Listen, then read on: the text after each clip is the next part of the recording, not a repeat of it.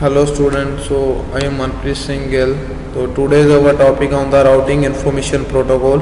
तो आज हम बात करेंगे रिप, जो हमारा टॉपिक है रिप। ओके, तो उससे स्टार्ट करने से पहले टॉपिक मैं आपको एक इन्फॉर्मेशन प्रोवाइड करना चाहता हूँ कि ये नेटवर्किंग 786 मेरा यूट्यूब चैनल है। अगर आपको मेरे वीडियोस पसंद आ रहे हैं तो प्लीज़ आप इसको सब्सक्राइब करना मत भूलें। ये मेरा फेसबुक पेज चल रहा है networking training CCN and CCNP, तो प्लीज़ आप इसको भी लाइक करें। तो आज हम चलते हैं हमारे टॉपिक के ऊपर जो है रिप। ये एक डायनेमिक राउटिंग प्रोटोकॉल है, ये डिस्टेंस वेक्टर राउटिंग प्रोटोकॉल का फीचर है। ठीक है, जो रिप है ये क्लासफुल राउटिंग प्रोटोकॉल है। क्लासफुल राउटिंग प्रोटोकॉल का क्या मतलब होता है कि इसमें हमारे को डिफॉल्ट सबनेट मास्क की इंफॉर्मेशन को कैरी करने की ज़रूरत नहीं होती है। ये जो राउटर होता है बाय डिफॉल्ट अपने आप ही ये उसको उठा लेता है। ये कैसे? फॉर एग्जांपल हमारा एक नेटवर्क है 100.100.100.1, तो ये क्या देखेगा ये कौन सी क्लास से बिलोंग कर रहा है। तो ये ए क्लास से बिलोंग कर रहा है, तो ये अपने आप ही इसका डिफॉल्ट सबनेट मास्क 255.0.0.0 उठा लेगा। ठीक है, तो क्लासफुल में क्या होता है, राउटर खुद उसको अकॉर्डिंग टू क्लास उसका डिफॉल्ट सबनेट मास्क को एक्सेप्ट कर लेता है। तो इसीलिए हमारे को इसमें डिफॉल्ट सबनेट मास्क की इंफॉर्मेशन कैरी करने की ज़रूरत नहीं पड़ती। ठीक है, तो इसके आगे हमारा develop for the small network. ये रिप स्मॉल नेटवर्क्स में के लिए ही हम यूज़ करते हैं। क्यों? क्योंकि इसकी जो हॉप काउंट होता है ये 0 से लेके 15, मतलब 0 से लेके 15 राउटर ही एक दूसरे के साथ अटैच हो सकते हैं। ठीक है, तो जेकर हम इसका EIGRP और OSPF के साथ कंपैरिजन करें तो ये एक स्लो प्रोटोकॉल है। ठीक है, जो रिप है। तो उसके आगे हमारा पीरियोडिक अपडेट। पीरियोडिक अपडेट का मतलब क्या होता है, जहाँ पे जो राउटर एक दूसरे के साथ कनेक्टिविटी होती है, जो स्टार्ट करते हैं तो वो एक दूसरे को सारे का सारा राउटिंग टेबल शेयर करते हैं। तो जब भी वो कोई एवरी 30 सेकेंड वो एक दूसरे को अपडेट सेंड करते रहते हैं। ठीक है, तो इसके बाद है फोर राउटिंग टेबल आरक्षण।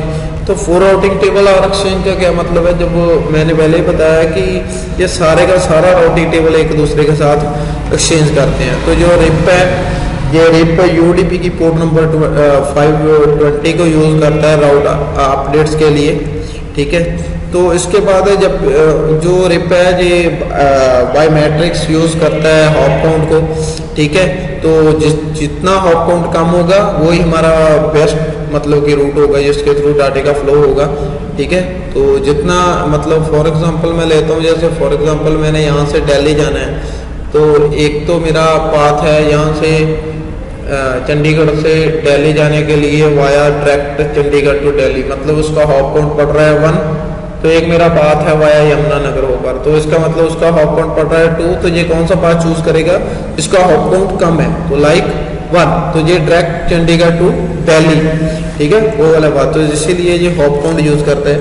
तो maximum number of hop count allowed on the RIP 15। मैंने पहले भी आपको बताया कि जो हॉप काउंट की रेंज होती है रिप 0 से लेके 15 तक होता है। जेकर अपने इन्वायरमेंट में मान लो हॉप काउंट की मैट्रिक्स जो हमारी मैट्रिक्स है वो 16 होगी, तो उसका मान लिया जाता है कि ये वाला नेटवर्क हमारे नेटवर्क में है ही नहीं, जाए ये वाला नेटवर्क हमारे नेटवर्क में फेल हो गया, राउट पॉइजनिंग, उस चीज को बोलते हैं राउट पॉइजनिंग। ठीक है, तो रिप टाइमर्स आ गए। उसके बाद अपडेट टाइमर क्या होता है, एवरी 30 सेकंड ये एक दूसरे को अपडेट सेंड करते हैं। ठीक है, उस चीज को बोलते हैं अपडेट, मतलब इसमें सारे का सारा राउटिंग टेबल एक दूसरे के साथ एक्सचेंज करते रहते हैं। बट ये एक्चुअल में हुआ नहीं है कि सारे का सारा राउटिंग टेबल एक्सचेंज कर रहे हैं। बट अभी इसके पहले मैंने डिस्टेंस वेक्टर राउटिंग प्रोटोकॉल के ऊपर एक प्रॉपर वीडियो बनाई है।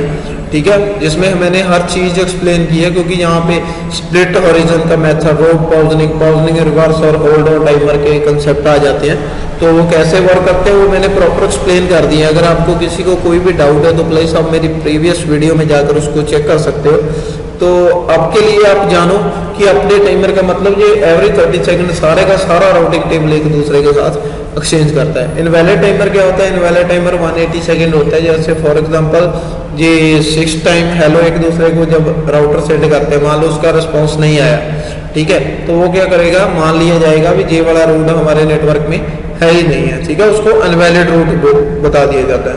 तो फ्लश टाइमर क्या होता है, फ्लश टाइमर का मतलब होता है जब हमारा कोई भी रूट डाउन हो गया, मान लो जब उसके बाद क्या हुआ कि 240 सेकेंड तक अगर उस रूट से कोई भी रिप्लाई नहीं आता तो ये फ्लैश टाइमर क्या करता है, हर एक राउटर के राउटिंग टेबल में जाकर उस रूट की एंट्री को हटा देता है। उस चीज़ को बोलते हैं फ्लैश टाइमर। ये 240 सेकंड का होता है। होल्ड डाउन टाइमर क्या होता है, 180 second.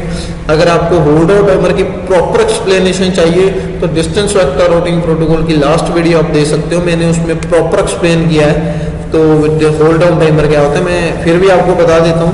For example hold down timer में क्या है, ये जो R2 राउटर है, मान लो इसका जो एक 22 वाला नेटवर्क है, 21 वाला नेटवर्क है।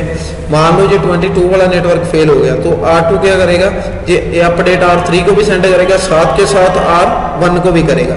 तो जब मान लो इसने R3 को अपडेट सेंड की तो इसने क्या किया, इसकी मैट्रिक्स को क्या कर दिया, 16 लगा दिया। मतलब ये वाला नेटवर्क हमारे नेटवर्क में है ही नहीं है, ठीक है, डाउन हो गया। तो ये क्या करेगा, जब ये वाली इंफॉर्मेशन R1 को सेंड होगी तो R1 को ये इंफॉर्मेशन पहुंचने से पहले कि 22 वाला नेटवर्क डाउन हो गया तो इसने R1 ने R3 को अपडेट सेंड कर दी भी 22 वाले नेटवर्क पे पहुंचना चाहते हो तो उसकी मैट्रिक्स है 2, ठीक है। तो उसके बाद इसको मिला, क्योंकि ये ऑलरेडी तो ये तो डाउन हो चुका है, पर ये वाली अपडेट पहले निकल चुकी थी, ये बाद में इसको मिली, तो ये भी क्या करेगा, इसकी मैट्रिक्स 16 कर लेगा। तो मान लो जब R3 को यहाँ से R2 से कोई भी रूट मिलता है तो वो साथ के साथ अपना राउट पॉजिशनिंग मिलता है तो वो साथ के साथ क्या करता है, यहाँ पे होल्ड डाउन टाइमर चला देता है 180 सेकेंड। तो जब ये वाला होल्ड डाउन टाइमर चल गया, जब यहाँ से 22 वाले नेटवर्क की इंफॉर्मेशन यहाँ पे मिलेगी भी इसकी मैट्रिक्स 2, तो ये इसको, ठीक है, इसको मतलब एक्सेप्ट ही नहीं करेगा इस अपडेट को, क्योंकि इसमें होल्ड डाउन टाइमर चल रहा है, ठीक है। जो 3 मिनट का होता है, 3 मिनट में सारे के सारे राउटर एक दूसरे के साथ इंफॉर्मेशन एक्सचेंज कर लेते हैं, ठीक है। तो होल्ड डाउन टाइमर का क्या मतलब होता है, होल्ड डाउन टाइमर क्या करता है भी जितना टाइम ये होल्ड डाउन टाइमर चल रहा है तो ये दूसरे राउटर की सुनेगा ही नहीं, भला उसमें कोई भी अपडेट आ रही हो, ठीक है। तो जो प्राइमरी सोर्स से मान लो जो 22 वाला नेटवर्क फिर अप हो गया तो जेकर इसको प्राइमरी सोर्स से कोई इन्फॉर्मेशन मिलेगी।